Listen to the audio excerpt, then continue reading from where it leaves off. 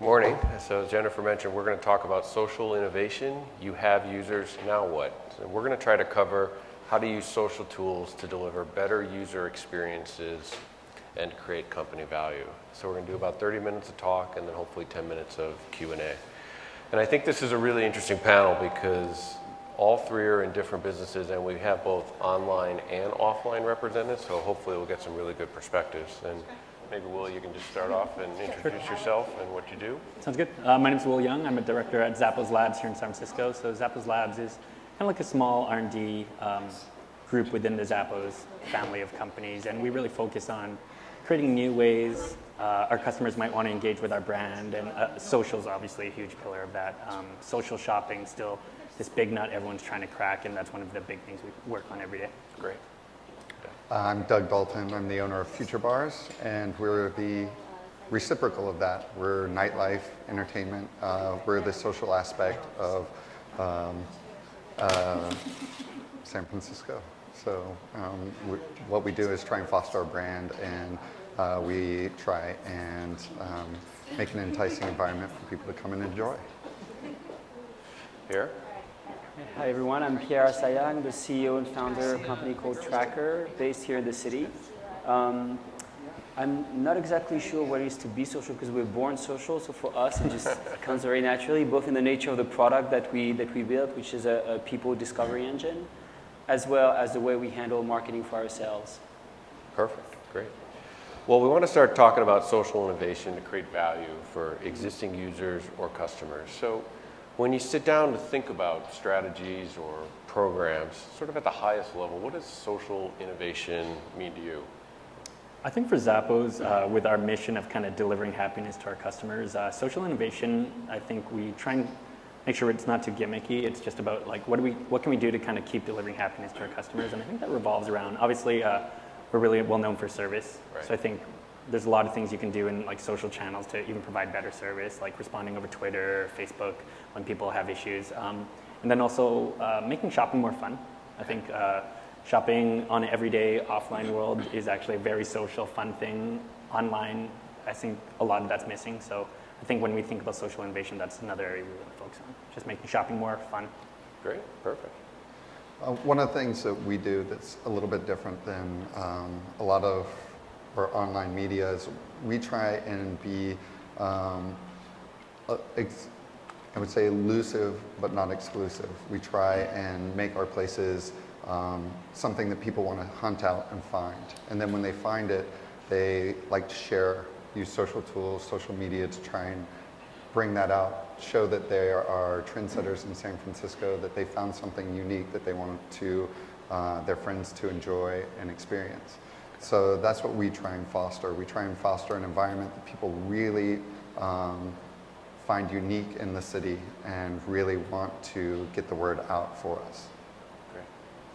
So for us, it's when we think about social innovation and social media, it's something that is changing very deeply the fabric of the way we do business. It's not just an add-on to whatever it is that we're doing, which is the way we figure it out. It's really changing the balance of power where the consumer or the customer is front and center and they become more than what they've been in the past. And like I said, we're born in this environment, so for us it very much comes as a second nature, but a lot of our clients who work with Fortune 100 companies and agencies, for them they have to learn that. And it's a very slow process, very much in the same way that adopting the internet was a very slow process 10 years ago, and we see where we are today with very successful pure play online companies like Zappos. So to me, this is a change of that magnitude that we're talking about. It's really changing the fabric of how we do business and how we do marketing and manage brands. Great. So on more of a program or tactical level, can you just talk a little bit about innovative uses of social media for customer engagement and brand building, and what you did, how it turned out, what you learned from it? And I know you and I talked a little bit earlier, Will, about pinpointing and maybe some other examples that could start us off. Sure. So our office, Zappos Labs, recently launched a project called Pinpointing. So we've done a lot of stuff on Facebook, some Facebook apps, some Twitter things. Pinterest is obviously a big thing. Does anyone start their shopping experience on Pinterest? So a couple of hands, and it's something that was really interesting for us to see, like, and just anecdotally, my fiance, when she's looking for a dress, she'll start on Pinterest. And that to me kind of like blew my mind a bit. They don't sell anything, but and so that kind of like leveraging that, we thought, well, how can we kind of use what people are using Pinterest for? Not try and create our own Pinterest. I think in the past, a lot of big brands are like, well, we see Pinterest, let's create our own Pinterest. And I think that can work for some people. But we said, well, people spend all this time on Pinterest already. How can we leverage that? So we created a site pinpointing that if you came to this site, enter your Pinterest username, we'd scan your pins and your boards and make Zappos-based recommendations on it. So kind of a fun thing, and so far it's been live for 45 days. It's kind of a microsite, so it's a bit hard to find on the website. But really good feedback so far. I think some of the really interesting things we've been seeing is, when I say Zappos, what's the first thing you all think of? Shoes, right? So that's something we're really trying to change. We've been trying to sell more than shoes for years, but even our existing customers, I think they have tunnel vision when they come to Zappos. It doesn't matter what we put on our homepage, if it's like a dresses or whatever. People come, type shoes, and it doesn't matter what we show them. So I think pinpointing was a really fun example because they could type in their Pinterest username, and we were talking to a fashion blogger last week, and she just recently pinned like a Vivienne Westwood dress. And then right away we recommended a Vivienne Westwood dress on Zappos.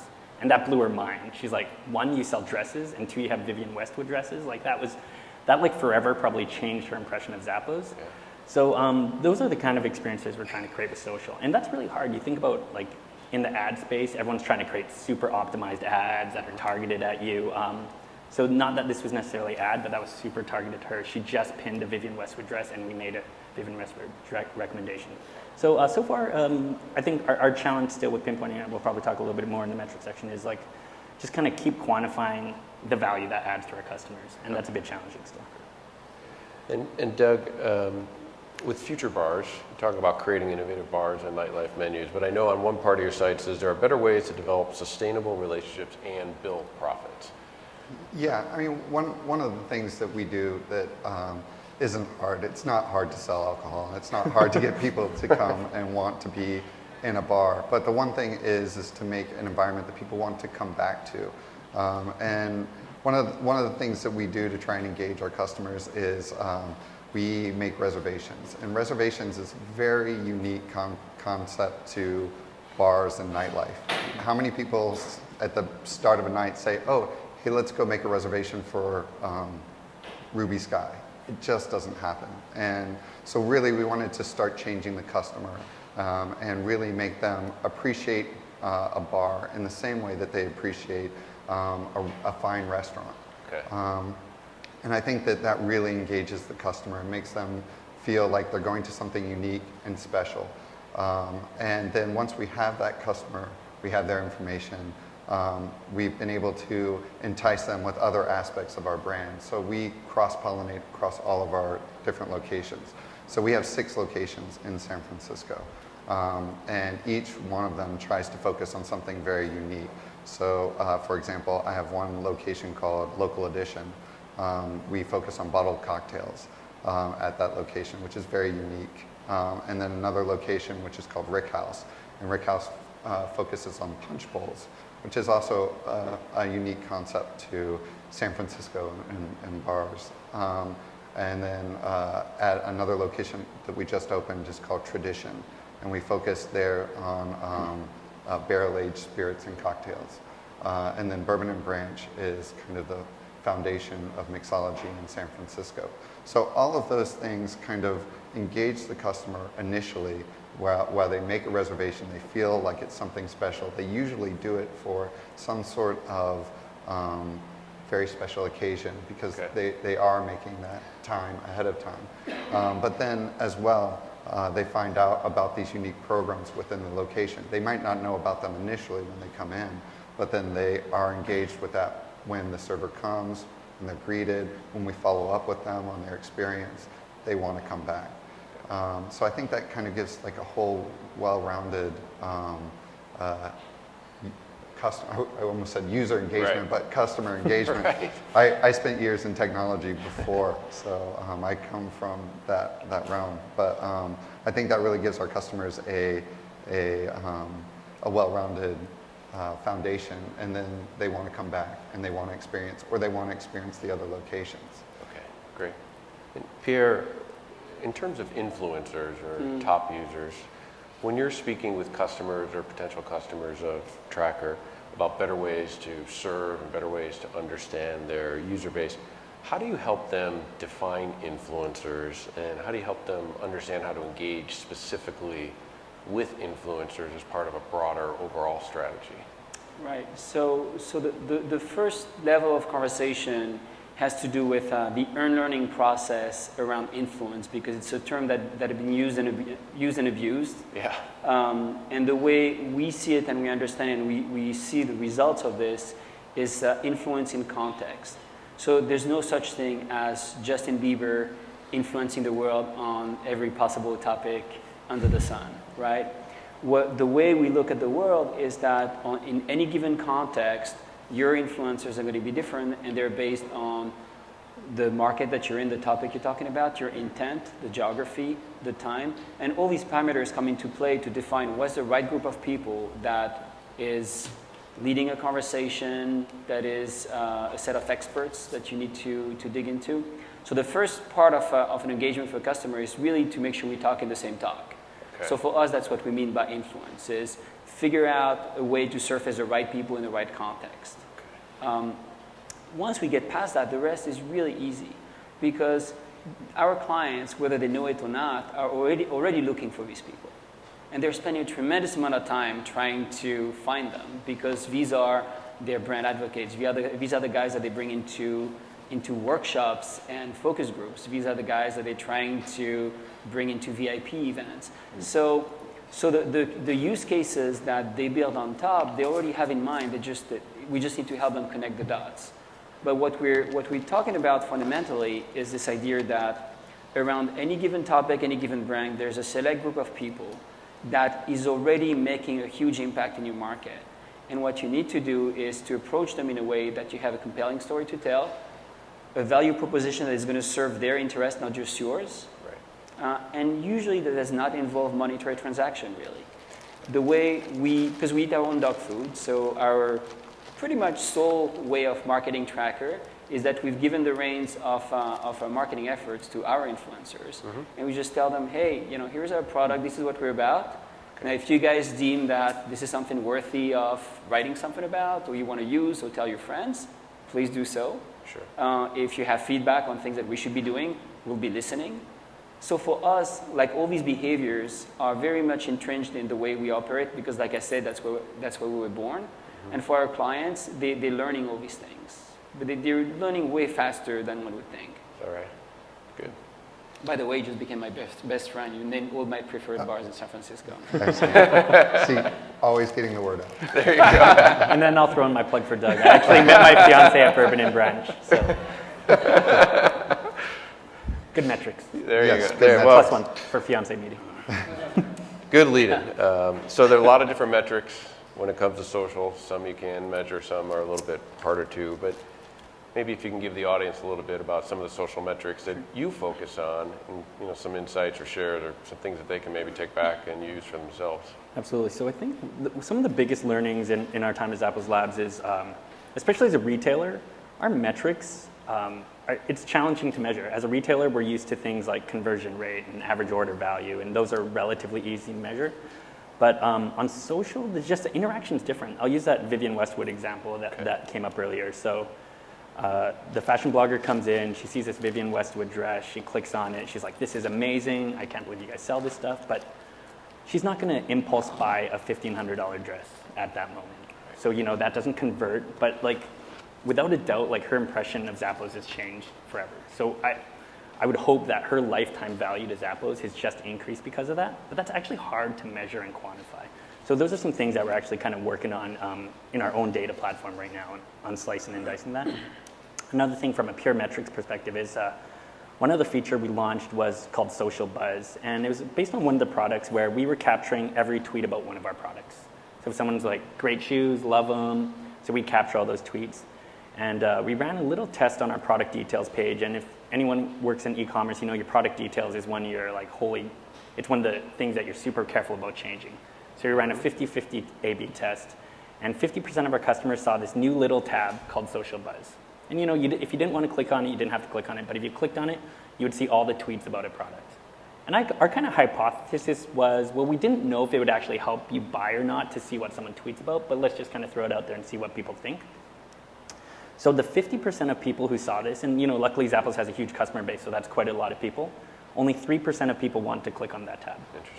So that's a big challenge for Zappos as a brand. Like, well, one, like social, you know, I think a lot of our customers use Facebook, obviously, but they're not thinking social when they're shopping. So we don't want to get in their way if they don't care about social. So 3% of people clicked on that tab, and the 3% who did actually did well. They converted better, they bought more things. But for whatever reason, the 97% of people who didn't click on it, but just saw it, were annoyed enough to just see that tab and brought the entire test group down. So just having that tab there actually did worse. So so those are like the learnings that we keep. So now we're thinking about, well, so it's now off the site completely because we're very kind of numbers oriented in research, and it's hard for me to justify, well, we might have lost $20,000, but we showed what Justin Bieber thinks about the shoes, but he actually doesn't tweet that much. So I think those are the things we learn, and it's just trying to actually come up with a new set of metrics that really work on social, and that's just an ongoing thing. And I think there's entire companies really trying to focus on that right now too. Yeah, absolutely. Doug? So one of the things that we do is we obviously socially, I don't know how many people here have seen a TV show, The Bachelor. I shouldn't say that on video. It's very, very popular amongst the ladies. But one thing that one of the things that we saw is we were featured for 3 minutes and 12 seconds on The Bachelor. He had a date there. He mentioned the bar name once. Our traffic skyrocketed, so we used Google Analytics, things of that nature, and it literally crippled our site. Our site went down. I mean, we were prepared, so we had several load balance sites. And one of the things that we noticed is that when somebody, an influencer, starts talking about your location, everybody wants to know where that is. Like, for example, if Justin Bieber were to tweet that he went to our location, that would be incredible. And one of the things that we would find is we can track from Twitter to Google Analytics, and then see what that actually converts into in through our door. So we track every night. We track the number of people who come through the door from this time to this time to this time to this time, and then we can see what these influencers are doing to our day-to-day traffic. From the day that we were featured on The Bachelor, our traffic has been steadily maintaining. It went up, but people are seeing the reruns of that. They want to know where that location is. They want to come in and see the room. Sometimes they want to have dinner, which is a little bit, we do not serve food, but he had dinner on the show, so everyone's like, I want to go to the room where I can have dinner. That's one of the things that we've found is that people who find and discover and then start using social tools to talk about our location, talk about their experience, if we engage with them, then they will engage with their group, and then we can see that on those hourly metrics of people coming through our door. They want to go, they want to find out when times are slower, when they can get in. Sometimes it's very challenging to get into some of our locations, and that's a great problem to have. So they like to try and find out when they can go and kind of what are the times where they can have the experience that they've either seen on that show or seen and heard about through their friends. So I think that's a very, very powerful tool, is being able to know when your customers are there, when the hours of peak time are, and how do you keep those low times, start turning those into higher times. Very interesting. How do you action on your influencers?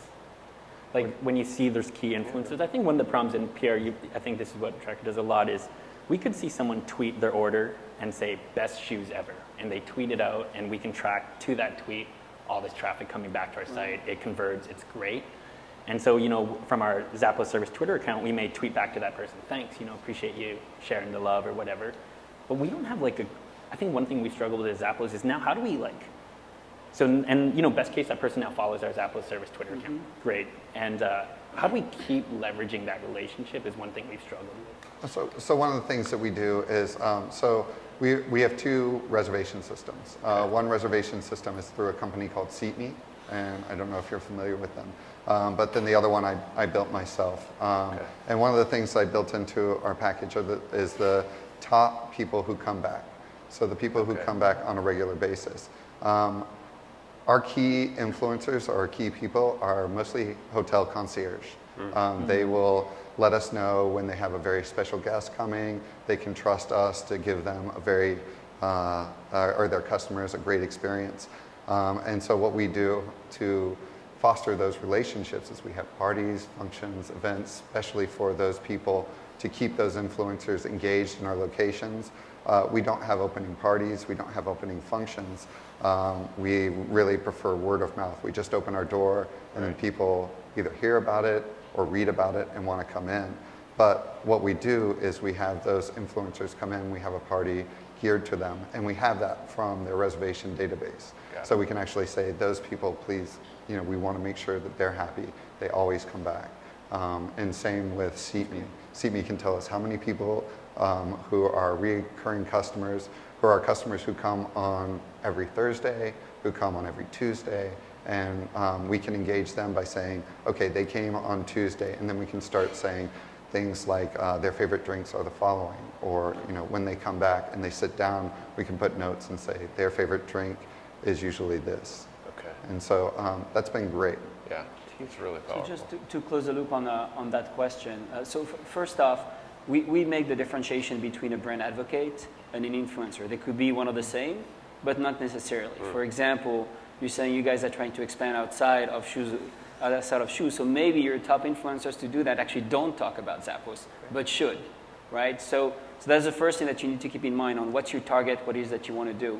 And the second is one of the key things when we look at sort of the influence curve around any topic, you see that at most 3% of the people participating in a conversation make more than 90% of the impact around that conversation. Okay. Which means that by focusing on this really concentrated group of people, it does two things. A, it spreads throughout the community. And B, it gives you the ability to move from a very low-touch approach, like someone says they love their shoes and you tweet back thank you, and that's all you can do because you have to do that 5,000 times a day, to a point where you have 500 people that are on your high target list, and all of a sudden marketing looks very different because you can start learning about these people. What's their story? What's in it for them? Like maybe some people will want to get like prime news on new products coming out. Maybe someone would love to, they're like a closet designer and they'd want to be involved in other things. So there's not a cookie cutter approach, but the good news is that we narrow the playing field to a point where all these things become possible because you're only talking about a select group of people around any given topic. So now back to your question on metrics. Sure. I guess two things from our viewpoint. Number one is that there's no such thing as measuring social. Like it just doesn't work. It's like, what's the value of your cell phone, right? It's at the end of the day, you can't have a universal metric to measure the value of your cell phone simply because it depends. It depends what you use it for. If you're a salesperson or if you're at home dad or mom, the value is vastly different. Sure. And so for us, we tend to measure and incentivize our clients to measure social metrics in the context of a business initiatives that they're running. Right. So depending what's in it for you, you're going to measure different things. For us, it's very simple. We measure sales leads for ourselves, inbound leads and where they come from. So we know who actually talked about us. So today there's this big PR conference on the other side of the city. We'll be featured in 2 or 3 speaking engagements, and I know that we're going to get some sales leads from that, and we'll know who from. So it helps us keep track of these things. And the second thing that we measure for ourselves is influencer mentions. So we don't care for the noise. We only care about the people that we know matter to us most, and when they're talking about us, and make sure that we're on the top of their list. So that's for ourselves. The second thing I would say about metrics, but like I said, I'm not suggesting that it applies to all brands, but that's the way to think about metrics is what is it you want to do, and what's the social proxy to measuring what it is that you're trying to do. And the second thing is to not get hung up on metrics when you try to innovate. Right. It kills any innovation, not just in social, but in life. Like we would not come up with new stuff if we were trying to make it profitable from day one. And so it's really important as part of the experimentation process to be willing to be surprised by metrics, and in some cases, not jump to conclusion on something works, something doesn't work. Maybe, it's a good idea, but the implementation, the execution didn't work out. Mm-hmm. So you don't need to do a pivot, work 180-degree something. You just need to change some stuff, and maybe it's going to work. But it's really important to, as part of the experimentation phase, to not get too hung up on metrics. Track kind of as much as you can handle and see how that goes, but let not that drive that your innovation process. You're going to kill it otherwise. Yeah, I think it's a good point. I want to open it up for questions. Anyone have a question for the panel? Yeah, please. The focus on influencers, I do a lot of work with Advertising Research Foundation, and this is something that the chief marketing officer of Mars and Coca-Cola and all these major companies are trying to figure out, is there really a value of influencers? Do they really amplify things that much? I would measure, and you guys are sort of touching on it. But from your experience, are you talk about the importance of influencers, but is the data actually showing that they are amplifying whatever your end sales Right. or whatever objectives are? Yeah, so I mean, the metric that I just mentioned, the 3%, 90%, actually comes from data that we track. So through our system, people find the people that they want to consider their influencers, and they handle an engagement program with them, and we track what comes out of it. So we are able to close the loop on the amplification of a message, but not just that. Sometimes and again, it depends on what it is that you're in for. In some cases, we've had clients walk out of conversation with influencers with patents. So the value is very different for a product team than it is for a CMO or an advertising-based team. But so it's the 3%, 90%. 3% of the people drive 90% of a conversation, right? So the thing where very often we butt head with advertisers is the fact that if you're in the mindset of being an advertiser, you're thinking mass outreach. And what we're saying is that in order to get mass results, you don't need mass outreach anymore. What you need is laser-focused communication to let these people disseminate that message. And by the way, if you target the right guys, they live on the other side of the trust threshold that you have with an advertiser.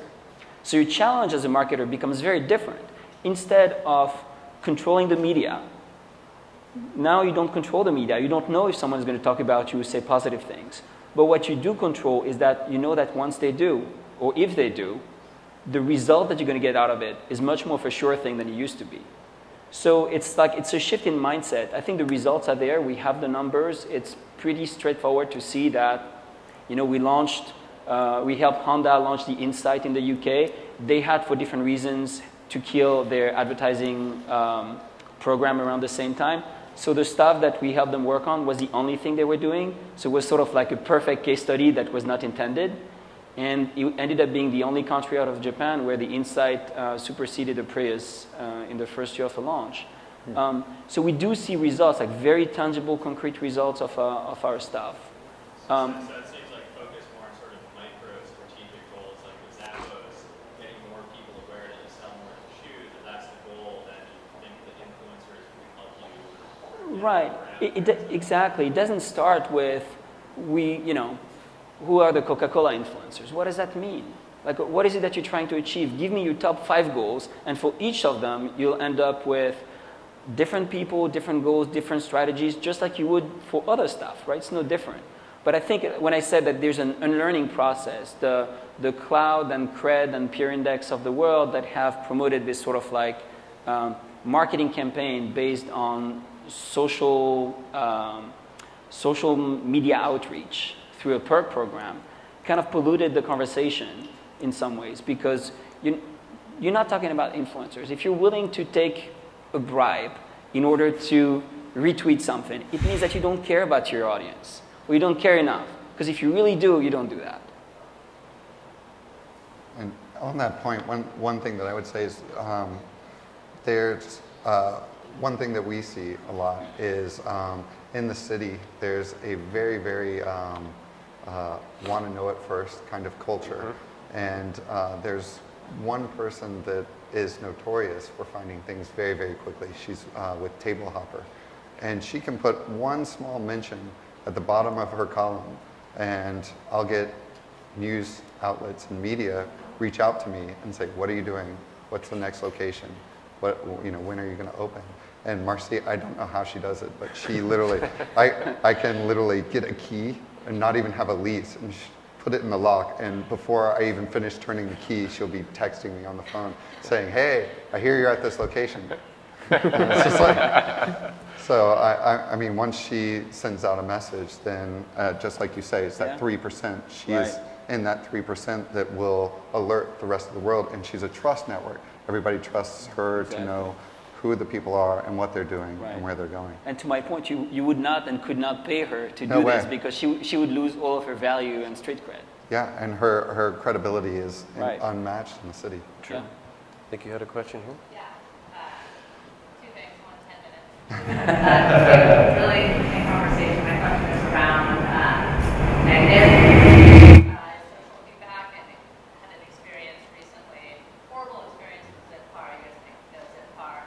I don't have a big Twitter presence or following, but despite that, I tweeted my negative experience, and literally within 15 minutes, I got a call from the SVP of user engagement out in Cambridge, and gave me his personal cell phone number if I ever had a bad experience with Zipcar again, offered me all this free stuff to say it was a service, and I was really, really blown away by that experience. I was just wondering how you all handle instances where you have some negative feedback from a user on a social outlet like that. The Zappos approach is just, you know, directly address it head on. I think, you know, the biggest glaring example was earlier this year, unfortunately, if you're a Zappos customer, we announced that we got hacked.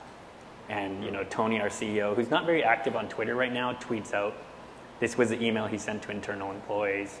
We're sorry, you know, it's like, one, we have to disclose it anyway, but, you know, the Zappos way, we were tried to be as transparent as possible and get that feedback. So you can imagine, we actually have a microsite that we built, which called Zappos Conversations, which you can see all the conversations people have over Twitter with our customer service.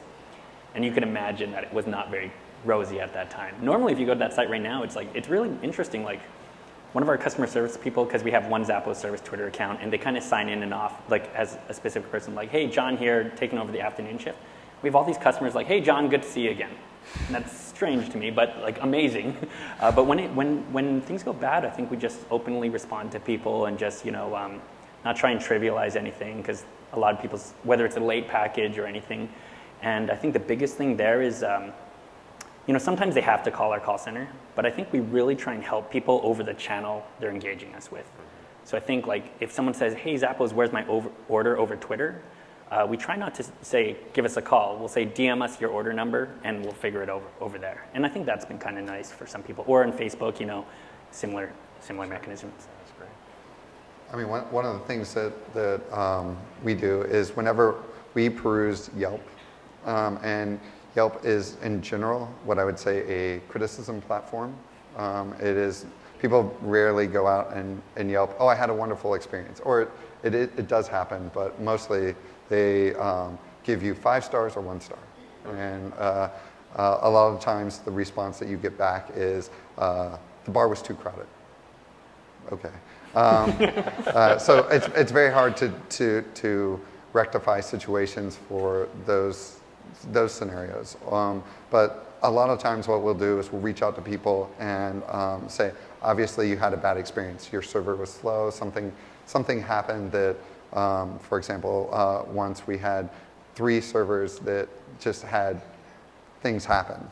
One got sick, one had an accident, and one had a back injury, all on the same time. And then we had a full night that night, and we tried to staff up as quickly as we could. But we tried to mitigate that with people who we reached out to them, said, if you had a bad experience, you know, when they wrote about it, we tried to talk to them directly, just in almost exactly in a Zappos kind of way. And what we've actually learned a lot from Tony in the time that we spent working with Tony. Tony is, we've reached out to him, we've gone to Vegas a couple of times and had meetings with him, and we've learned a lot in terms of really addressing that issue head on, reaching out to your customers, saying, hey, look, here's the issue, and we'd like to rectify it on your next visit. And I think people are very receptive to that because they all understand that, oops, something bad will happen. All right, Mark. Any other questions? I'm totally going to tweet that. I don't know if you covered this, but do you have any thoughts on how you go about finding those influencers? Sure. Well, I have some. That's what we do. That's our platform. So all of our clients use us. It's a B2B search engine, so they pay a monthly fee, get access, enter whatever topic that they're interested in, any geography they're interested in. We'll tell you who we think are the right people for them to connect with. So that's what we do day in, day out. It's the bread and butter of our company. So use your platform as the answer. Well, I wouldn't be CEO of this company if I wouldn't advise them, right? So yeah, I mean, you can. A lot of our clients try to do this process and do it very often manually. So it's not impossible to do. It's just a lot of lab work. It's inaccurate. It's very long. But you can read blogs, do searches, look who the people that that you deem influential are connected to. So we have tons of our clients that use Excel spreadsheet, Google blogs, things like Cloud Score that they plug on it, or compete data, try to mix that into a spreadsheet with some kind of random algorithm, and they come out with something. It takes them sometimes weeks, sometimes months to come up with like a stealth spreadsheet. But for those who want to do this on a dime, it's a possibility. That's a point. That's a way to start. We do the same thing, kind of high tech. So it really depends on budgets and whatnot. But there are ways to get started manually to find these people. So with that getting away, your algorithm, what impact are you looking at? So for us, I'm not into the secret sauce conversation at all. What makes us special is the amount of data that we sift through, much more than the special sauce. So we look at things like when you publish something on any online publication or Twitter or Facebook, to the extent that we have a public access to your stream, how do people react to that in the context of a conversation you're talking about? So everything that we're doing is very much sort of mimicking the Google way of searching, except that it's not applied to a web page, it's applied to a person. So when you speak about topic A, do you get a lot more response from the community and endorsement around that topic than the next guy? We don't try to gauge whether or not you're good. We just look at the community and we say, when you talk about it, you get a lot more results than I do. So you're going to go up in scoring for us.